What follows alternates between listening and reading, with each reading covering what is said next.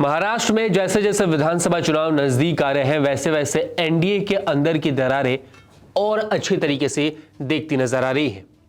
जहां राज ठाकरे की party MNS Lok Sabha चुनाव तक एनडीए के साथ थी, उनका समर्थन दे रही थी, वहीं अब ऐसी खबरें आ रही हैं कि वो अब महाराष्ट्र में अकेले चुनाव लड़ेगी।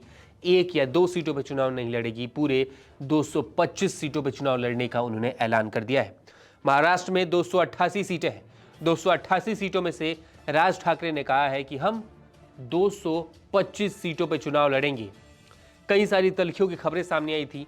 एकनाथ शिंदे, इसके साथ साथ देवेंद्र फडणवीस और अजीत पवार से नाराज बताए जा रहे हैं राज ठाकरे, और उनके पार्टी की तरफ से इसका ऐलान कर दिया गया है।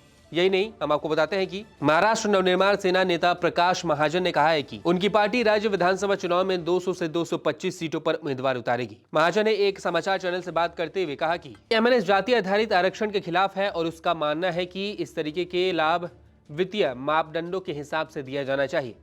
मीडिया रिपोर्ट्स में यह भी दावा किया गया है कि राज ठाकरे महाराष्ट्र की एकनाथ शिंदे की सरकारी योजनाओं से नाराज है। रिपोर्ट्स में कहा गया है कि ठाकरे को शिंदे सरकार द्वारा घोषित कुछ योजनाएं पसंद नहीं है, जैसे कि लाडली बहना योजना, लाडला भाई योजना। इन योजनाओं के तहत डायरेक्ट खाते में पैसे ट्रांसफर किए जाते हैं। वहीं उधर एनडीए में सीटों के बंटवारे को लेकर भी खींचतान चल रही है। कुछ दिन पहले ही अजीत पवार दिल्ली गए हुए थे होम मिनिस्टर अमित शाह से मुलाकात करने। वहां पे पहुंच के उन्होंने कहा कि सीटों का बंटवारा जल्द से जल्द हो, और इसके साथ साथ सूत्र ये भी बताते हैं कि उन्होंने वहां पे 80 से 90 सीटों पर चुनाव लड़ने की मांग कर दी।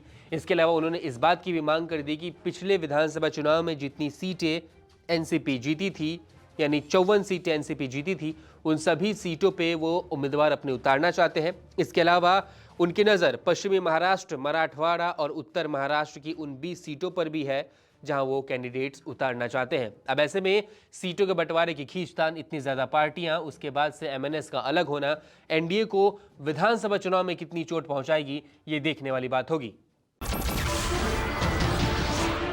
नमस्कार, मैं हूं मानक गुप्ता।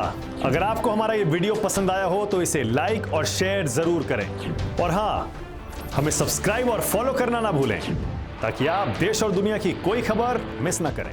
तो जुड़े रहिए हमारे साथ और देखते रहिए News 24।